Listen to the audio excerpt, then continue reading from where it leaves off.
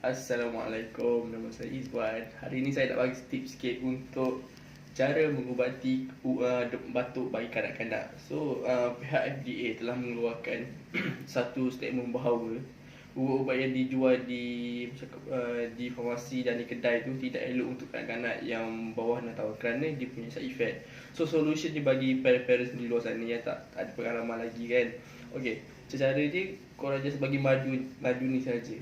Tapi nak lagi elok pakai madu dengan limau. Tapi tak risau, sekarang ni madu Altisa telah menyediakan itu semua. Just korang bagi je benda ni dekat anak korang. So, direction je untuk guna benda ni. Kalau anak korang umur 1 tahun sampai 5 tahun, korang just bagi setengah sudu saja madu. And then kalau anak korang 6 tahun hingga 11 tahun, korang bagi 1 sudu madu. And then kalau anak korang tu dah tua kan, 12 tahun ke atas, korang bagi 2 sudu madu. Nak lagi elok, korang campur dengan air suam sebagai anak minum. InsyaAllah lah, nak dalam 2-3 hari korang akan nampak perubahan tu, sikit demi sedikit korang batuk tu. Okay, selamat mencuba. Assalamualaikum.